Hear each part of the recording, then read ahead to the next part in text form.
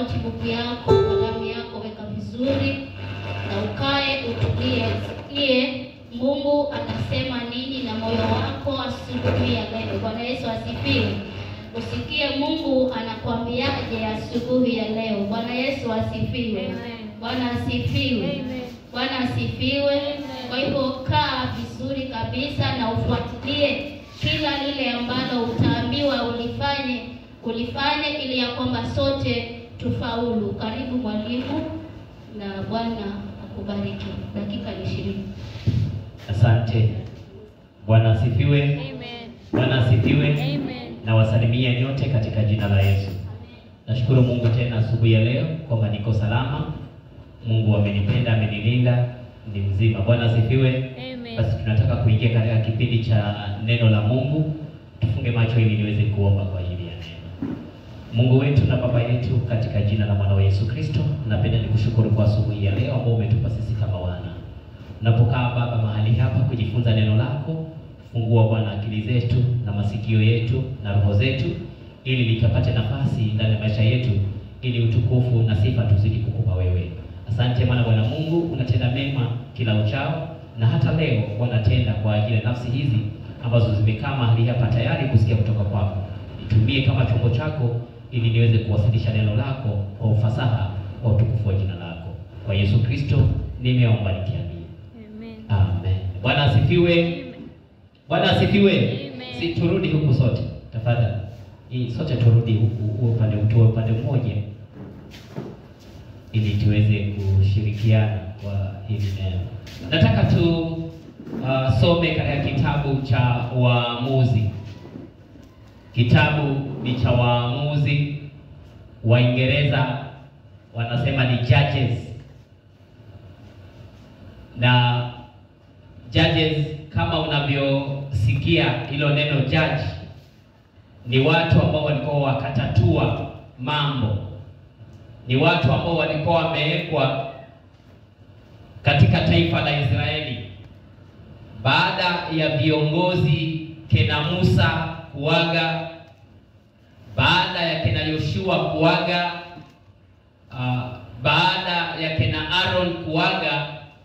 Kuna kipindi ambacho watu walikuwa wakafanya maasi. Hivyo Mungu, kwa sababu ya uongozi ulikuwa umekosekana na kila kiongozi alikuwa anafanya mabaya mbele za Mwenyezi Mungu, hivyo Mungu akaazimia kuinua watu ambao walikuwa wanaitwa waamuzi. Kwa hivyo kukaandikwa kitabu kizima cha watu ambao walikuwa wakakaa na kuamua matatizo na mambo ya wana wa Israeli. Labda pengine kungetokelezea jambo lolote lile, angepelekewa yeye kwenda kuamua. Bwana asifiwe. Sasa leo nataka tuangalie mtu mmoja. Hii historia ndefu. Wiki hii nilikuwa nasoma hicho kitabu cha Waamuzi. Nimefika mlango wa 16. Sasa nataka tuangalie mlango wa 16. Kuna kisa fulani ambacho ni kisa tunakifahamu. Waamuzi 16. Selina nakungojea na Biblia yako ya Kiswahili. Waamuzi 16. Kuna bwana mmoja aliyekuwa anaitwa Manoa. Manoa akaoa mkewe, lakini kwa bahati nzuri au mbaya yule mke akawa hazai, akawa ni tasa. Mpe maiki msomaji. Alipokuwa ni tasa, ikafikia kipindi malaika wa Bwana akamtembelea, kamkuta yule mwanamke, akamwambia, mimi nimepata maneno kutoka kwa malaika wa Bwana, na akanambia kwamba nisiofu, maana nitapata mtoto. Wakazaa mtoto akaitwa Samsoni. Kwa kitabu cha Waamuzi tuko mlango wa 16. Hebu tuendelee, anza tu moja. Waamuzi mlango ni wa 16 kuanzia 1. Ndio. Samsoni akaenda Gaza, akaona huko mwanamke. Kwa wakati huu Samsoni amezaliwa, na Samsoni amekuwa mtu mzima, amekuwa kijana, amekuwa barobaro. Kwa hivyo akaenda sehemu ambayo ilikuwa inaitwa Gaza. Huko akaona mwanamke kahaba, akaingia kwake. Akaona mwanamke kahaba. Ukahaba hauanzi siku hizi. kama vile watu wanavyoona. Kahaba hata kwenye Biblia alikuwa zamani. Samsoni akaenda akapatana na mwanamke kahaba, akaingia nyumbani kwake. Endelea.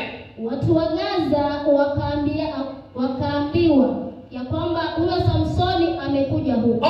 Ikasikika watu wa Gaza, ile Gaza nzima ikasikika kwamba kuna mtu mmoja anayejulikana anaitwa Samsoni. Na huyo mtu ameingia katika mji wa Gaza leo, ndio? Wakamzingira. Hivyo watu wote wa Gaza wakamzingira, wakazingira kile kijiji kizima ili Samsoni asiweze kutoka. Endelea. Wakamvizia usiku kucha. Wanasema huyu leo chonde lazima Samsoni tumuue leo. Penye lango la mji. Wakasimama mahali ambapo kulikuwa na mji kwenye mlango ama kwenye gate. Wakasimama hapo wakijua Samsoni lazima angetokelezea pale, ndio? Wakanyamaza kimya usiku kucha. Wakasema hapa tunyamazeni kimya ili tumpate Samsoni leo, ndio? Wakisema ndio, na tungoje mpaka mapambazuko. Wanasema na tungoje mpaka mapambazuko ndipo tutamua. Ndio huyo atakapokuwa anatoka sasa tutaweza kumua, ndio? Basi Samsoni akalala hata usiku wa manane. Sasa ilipofika usiku wa manane, Samsoni akaondoka katikati ya usiku. Akaondoka katikati ya ule usiku. Akaishika milango ya lango la mji. Akaenda akashika milango ya lango la mji. Na komeo lake. Na lile komeo lake akalishika. Akajitwika mabegani. Wao akalitingisa, akalitoa, akaling'oa, akajitwika mabegani. Samsoni huyo na mlango anaenda nao, ndio? Akavichukua hata kilele cha mlima. Akaenda nayo mpaka juu ya mlima ule unaokabili Hebroni. Mlima ambao ulikuwa unaangaliana na Hebroni. Ikawa baada ya hayo akampenda mwanamke mmoja katika bonde la Sereki. Sasa baada ya mambo haya Samsoni anakutana na mrembo mwingine. Jina lake akiitwa Delila. Huyu mwanamke mrembo alikuwa anaitwa Delila.